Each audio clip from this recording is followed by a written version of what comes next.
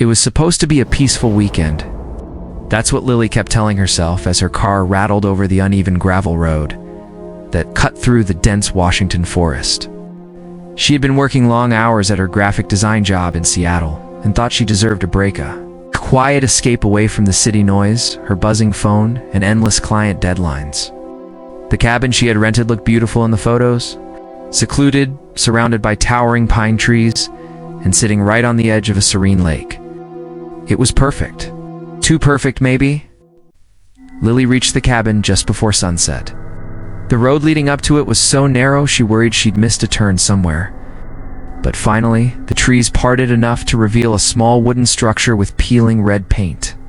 The place looked older than she'd expected, and more isolated. She didn't see another house, cabin, or even a power line for miles. That's fine, she thought, grabbing her overnight bag from the back seat. This is exactly what you wanted. Peace. The air was colder than she expected, carrying that earthy scent of pine needles and damp soil. The silence was heavy. No distant hum of traffic, no barking dogs, not even birdsong. She could hear only the wind moving through the branches. Inside, the cabin was small but cozy. A single bed tucked against a wall, a small kitchen, a rocking chair by the window, and a fireplace that hadn't been used in years. There was no Wi-Fi and barely any cell service, which was part of the appeal. Lily settled in, made herself some tea, and watched the sun set through the trees. Darkness came quickly in the woods. By 8 p.m., it was pitch black outside, the kind of darkness that makes you feel like you're underwater.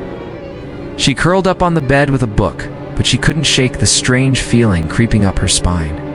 It was too quiet. At around midnight, Lily was jolted awake by a sound. Crunch. Her eyes flew open. She lay frozen in the dark, straining to hear. Crunch.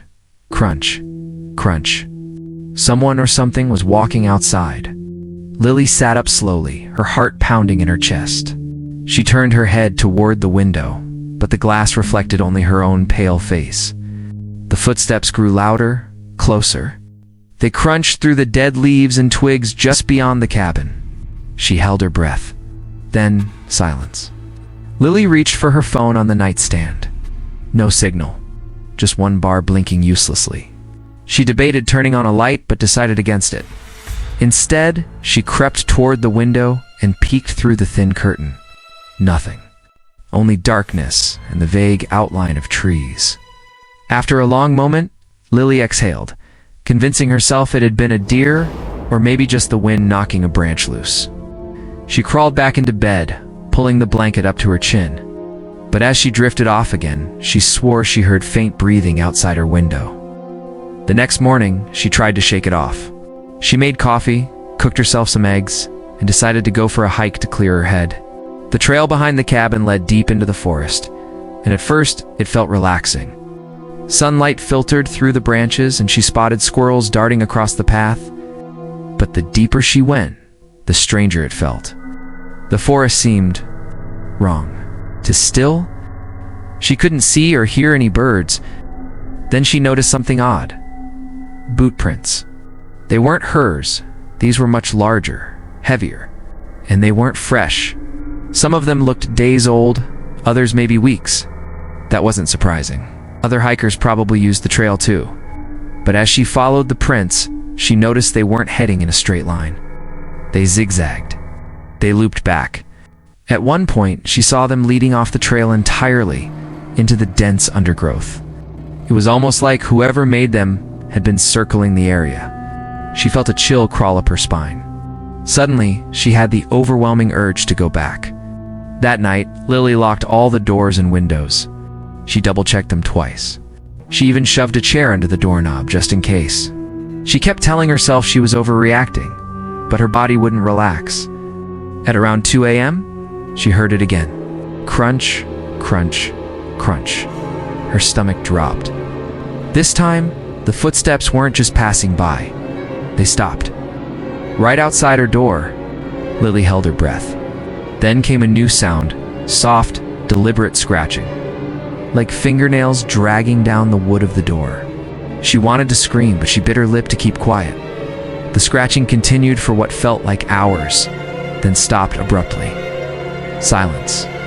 She waited, heart hammering in her chest. Minutes passed. She dared to crawl out of bed, clutching a flashlight. She flicked it on and shone it toward the door. There, at the bottom of the doorframe, were deep scratch marks. Fresh ones. Lily didn't sleep the rest of the night.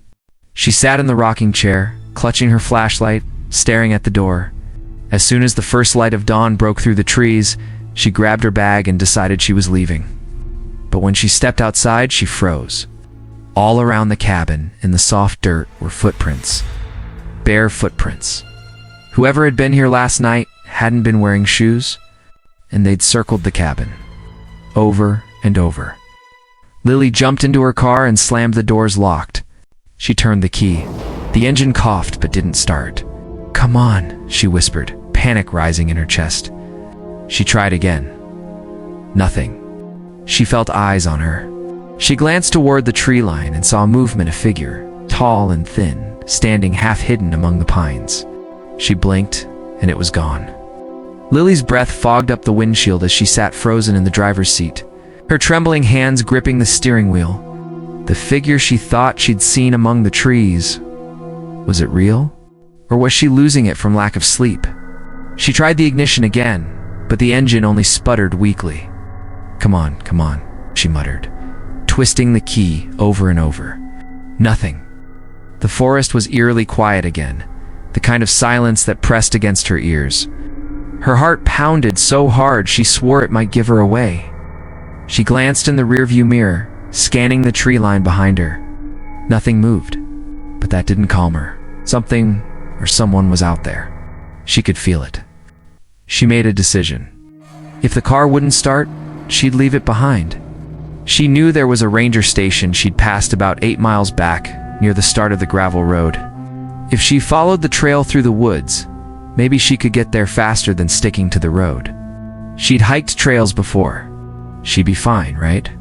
She stuffed a flashlight, a bottle of water, and her phone into her backpack. She hesitated, then grabbed the cabin's rusty kitchen knife. It wasn't much, but it was better than nothing.